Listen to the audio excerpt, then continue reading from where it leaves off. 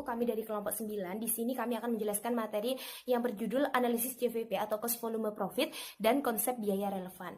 Saya Maulidatul Nikmah, NIM 12405183220. Di sini saya akan menjelaskan materi yang pertama yaitu analisis CVP dan selanjutnya akan dijelaskan oleh teman-teman saya.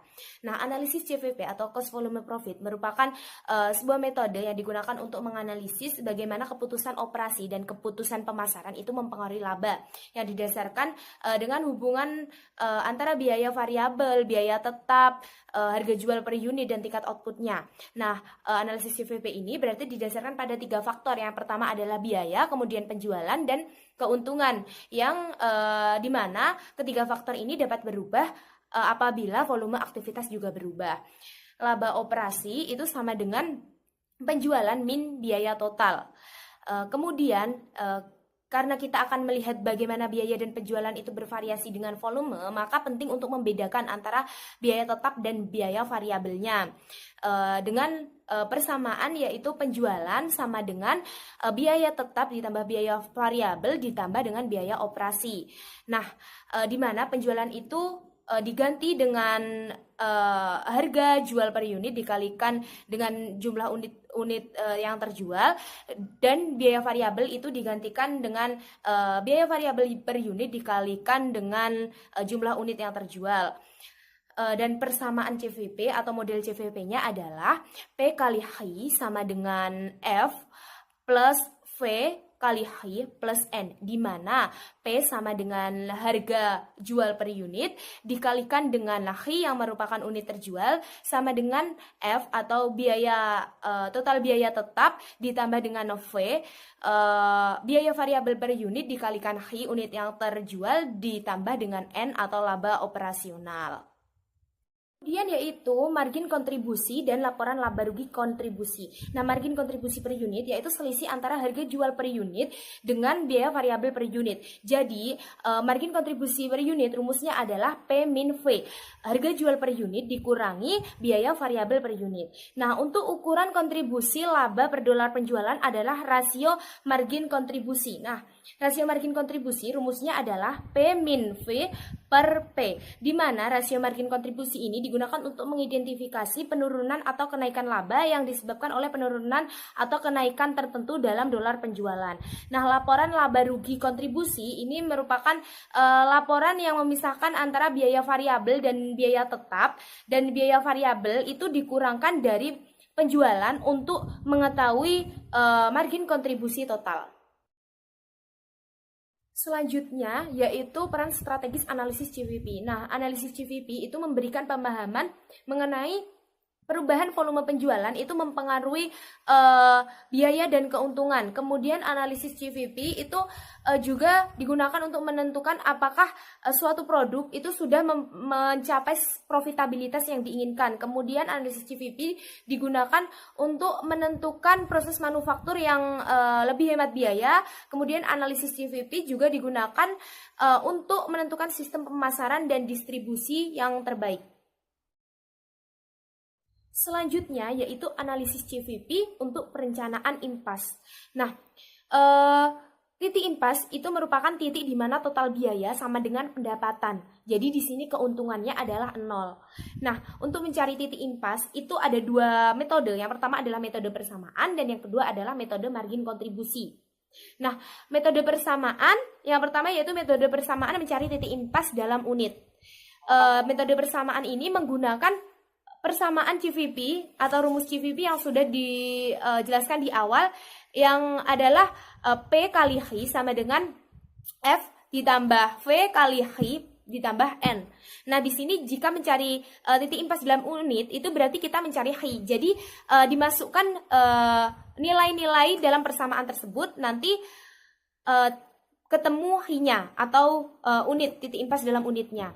Kemudian yaitu metode persamaan untuk dalam dolar. Nah, dalam dolar ini sama rumusnya dengan dalam unit, mencari titik impas dalam unit. Yang membedakan adalah bahwa H itu diganti dengan Y per P, di mana penjualan dalam dolar dibagi dengan kuantitas harga. Jadi rumusnya itu menjadi P kali Y per P sama dengan F plus V kali Y per P ditambah N. Jadi Y sama dengan F plus V per P dikali Y ditambah N. Kemudian yaitu metode margin kontribusi. Nah, ini mencari H dalam unitnya. H sama dengan biaya tetap dibagi dengan margin kontribusi per unit atau F per P min V. Nah, jika dalam dolar menggunakan metode margin kontribusi, yaitu Y sama dengan F per P min V dibagi P. Selanjutnya yaitu analisis CVP untuk perencanaan laba. Nah, yang pertama yaitu perencanaan pendapatan. Analisis CVP ini membantu manajer untuk menentukan pendapatan yang dibutuhkan dalam mencapai keuntungan yang diinginkan. Jadi di sini keuntungannya itu sudah diketahui dan dicari pendapatan yang dibutuhkan untuk mencapai keuntungan tersebut itu bagaimana atau berapa. Jadi dicari dengan rumus H sama dengan F plus N per P min V. Di mana ini nanti ketemu H atau unit yang terjual untuk mencapai pendapatan tersebut. Jadi nanti ketemu H-nya dimasukkan dalam persamaan tersebut nilai-nilai yang sudah diketahui dan ketemu H-nya atau jumlah unit yang harus terjual untuk pendapatan yang dibutuhkan tersebut. Nah, kemudian ketika sudah unit yang terjual itu sudah diketahui, jadi dimasukkan dalam persamaan untuk mencari dolarnya. Jadi P kali H. Jadi H unit yang terjual tersebut dikalikan dengan harga jualnya. Jadi ketemu nilainya untuk pendapatan yang dibutuhkan. Nah, kemudian yaitu perencanaan biaya. Nah, di sini keuntungan yang diinginkan sudah diketahui. Jadi tetapi ingin mengetahui nilai biaya variabel maupun biaya tetap untuk mencapai keuntungan yang diinginkan tersebut. Jadi memasukkan rumus seperti tadi, tetapi yang dicari adalah misalnya adalah biaya variabelnya. Jadi rumusnya menjadi H sama dengan F plus N per P min V, menjadi P min V sama dengan F plus N per H. V sama dengan P min F plus N per H. Kemudian yaitu memasukkan pajak penghasilan pada analisis CVP. Dan di sini rumusnya adalah H sama dengan F plus laba pajak setelah penghasilan per 1 min T, di mana T adalah tarif rata-rata pajak per P min V. Assalamualaikum warahmatullahi wabarakatuh. Di sini saya Snaryanti Pasti, NIM 223 akan melanjutkan materi berkaitan dengan CPV. Nah, yang selanjutnya itu ada analisis CPV untuk pembiayaan berbasis aktivitas. Nah, penetapan biaya berbasis aktivitas itu mengidentifikasi pendorong biaya untuk aktivitas biaya tidak langsung pada tingkat detail, seperti penyiapan mesin, penanganan material, inspeksi, dan juga rekayasa. Nah, ada beberapa CVP berbasis aktivitas dari pendekatan berbasis volume tradisional yang diklasifikasikan menjadi 4 tingkatan, yaitu ada biaya tingkat unit, biaya tingkat batch, biaya tingkat produk, dan juga biaya tingkat fasilitas. Yang selanjutnya itu ada analisis sensitivitas hasil CPV.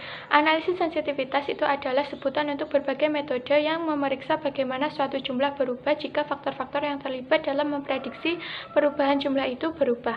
Nah, kepekaan analisis sangat penting ketika ada banyak ketidakpastian tentang tingkat potensi volume penjualan, harga, dan juga biaya di masa depan. Ada 3 metode paling umum untuk analisis sensitivitas, yaitu yang pertama ada analisis bagaimana jika menggunakan margin kontribusi dan juga rasio margin kontribusi.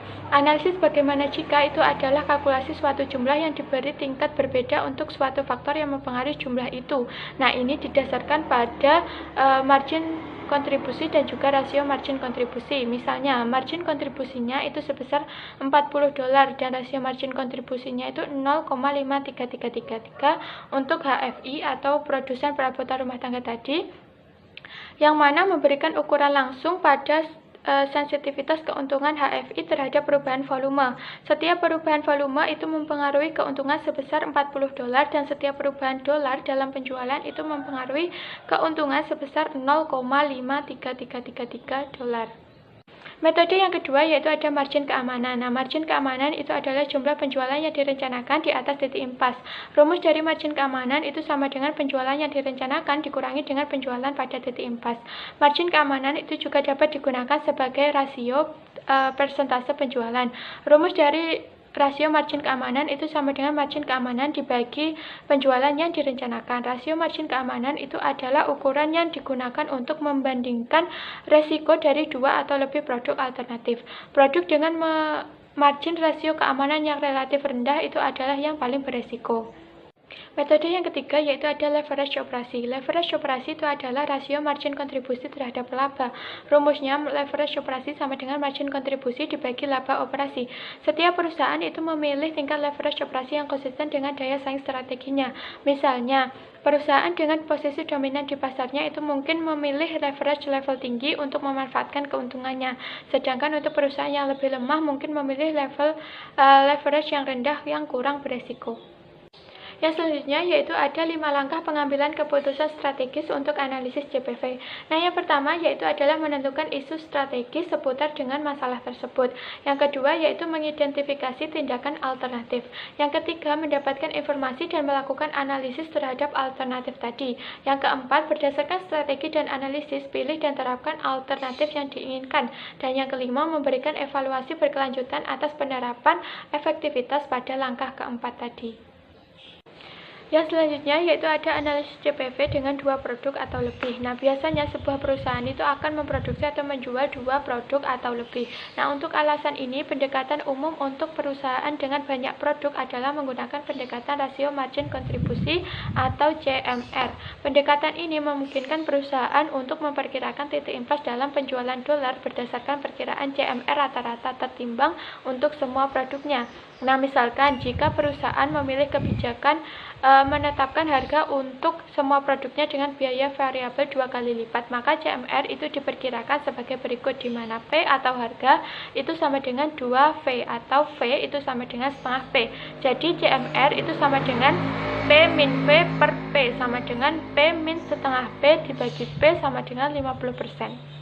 Nah, selanjutnya itu ada analisis JPV untuk organisasi nirlaba. Nah, untuk mengilustrasikannya ada agen dukungan keluarga yaitu Orange County Family Support Center yang menerima dukungan keuangan dari daerah. Namun karena adanya resesi ekonomi lokal itu menyebabkan komisaris daerah menetapkan potongan 5% untuk tahun berikutnya, yang mana dari $735.000 itu diproyeksikan menjadi $700.000 di tahun depan. Nah, direkturnya itu menghitung bahwa biaya variabelnya itu adalah $10 per kunjungan per keluarga untuk hampir 300 keluarga. Nah, pertanyaannya bagaimana pemotongan anggaran itu akan mempengaruhi tingkat layanan yang diberikan pusat jika biaya tetap itu tidak dapat diubah dalam jangka waktu pendek. Nah, maka dari itu kita harus menentukan secara tepat aktivitas pusat dengan biaya tetap dan juga biaya variabel.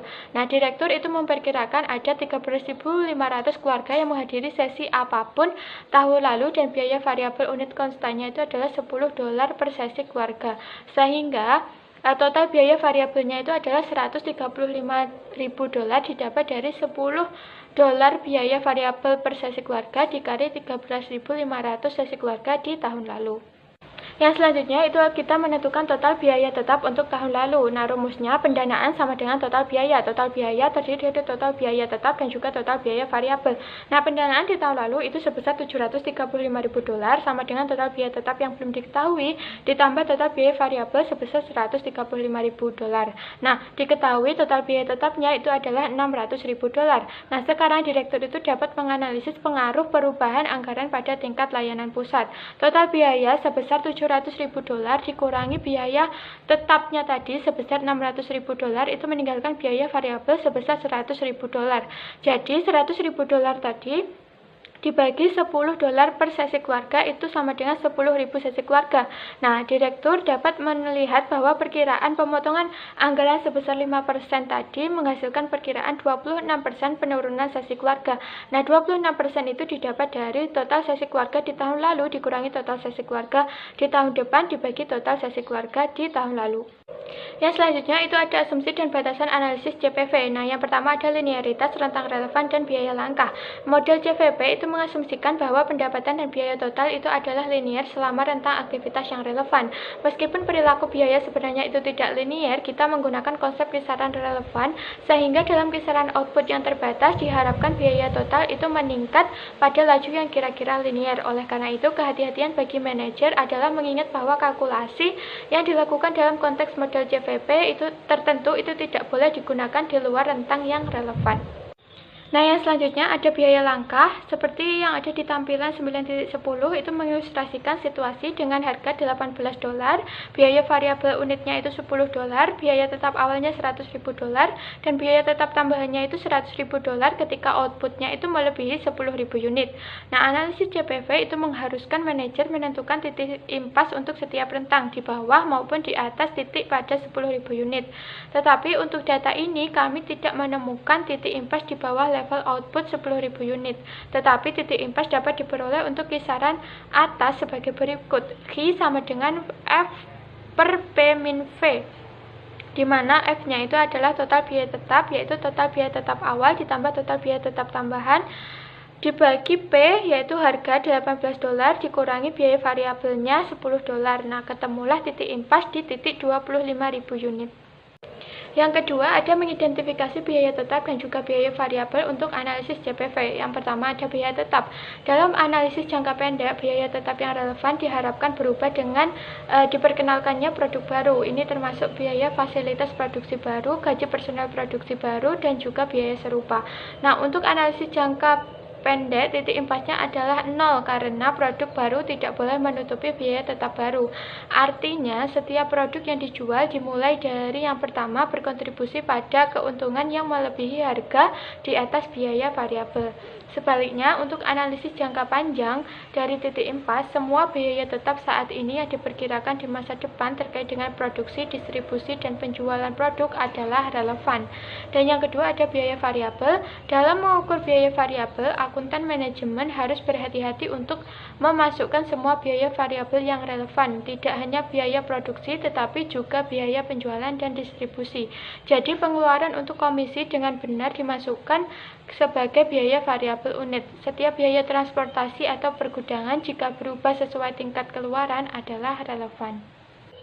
Demikian yang dapat saya sampaikan. Apabila ada kurangnya saya mohon maaf.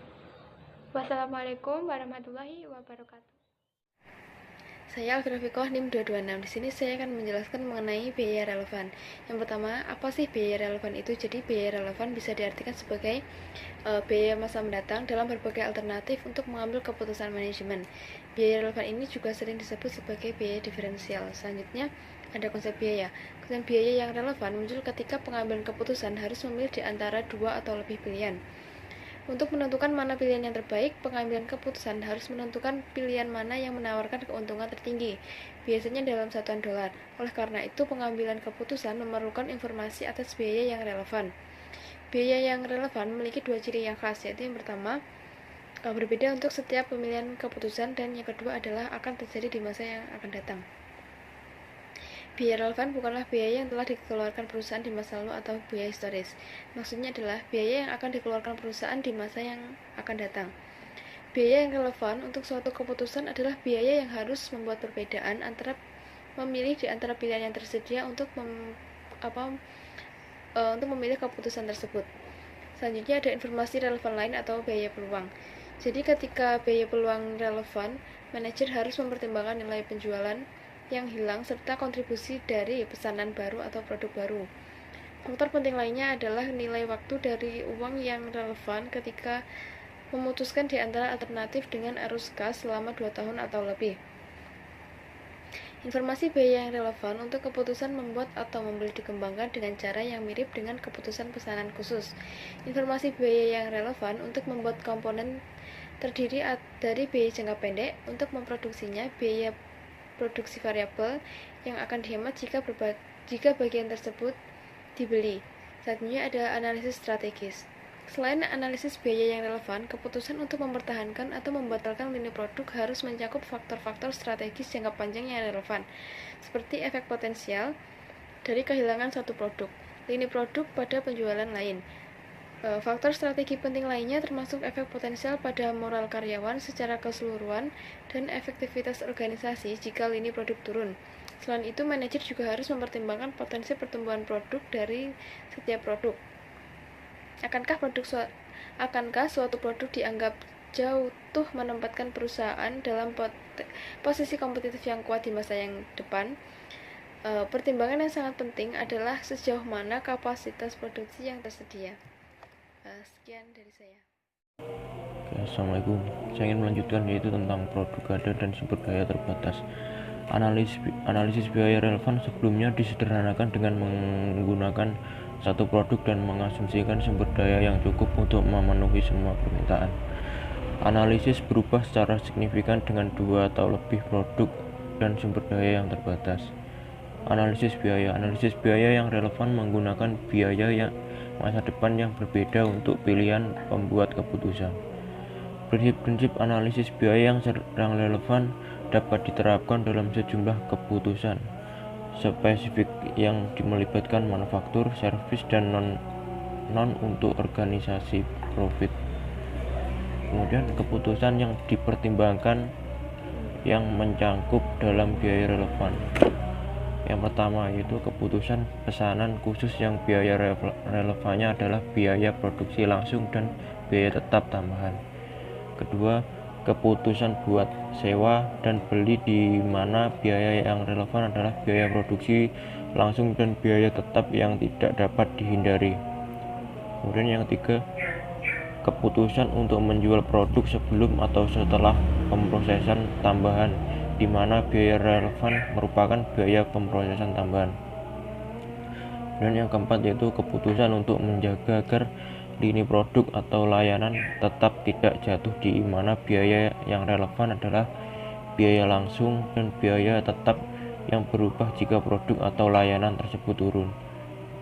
Kemudian yang keenam yaitu keputusan organisasi nirlaba untuk menawarkan layanan.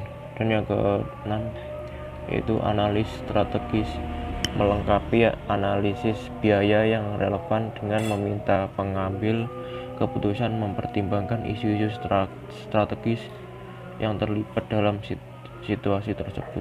Baik, selanjutnya di sini saya akan membahas mengenai studi kasus. Materi yang pertama yaitu analisis cost volume profit atau CVP.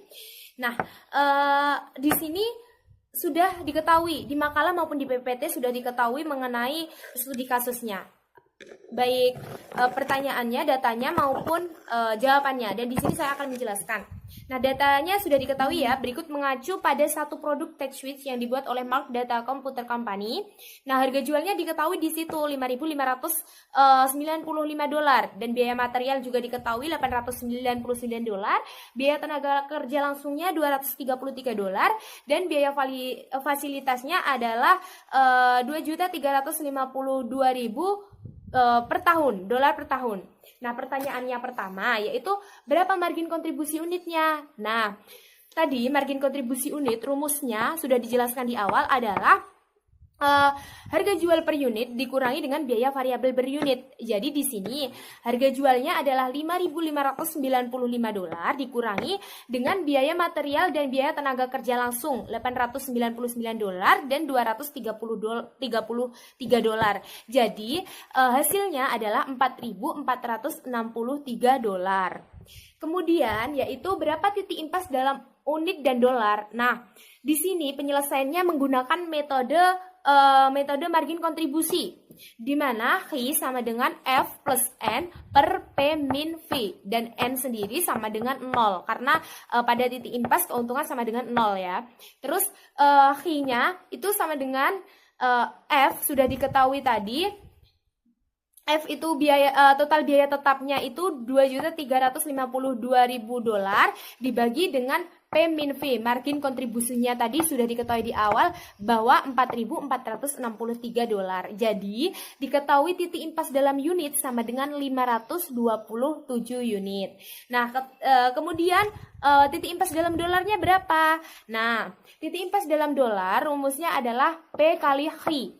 Dimana jika sudah diketahui H yaitu P kali H, tinggal dimasukkan P-nya, harga jualnya $5.595 dikali H yang sudah diketahui di awal tadi 527 unit. Berarti titik impas dalam dolarnya diketahui adalah 2.948 $2.948.565 seperti yang sudah tercantum dalam makalah dan PPT.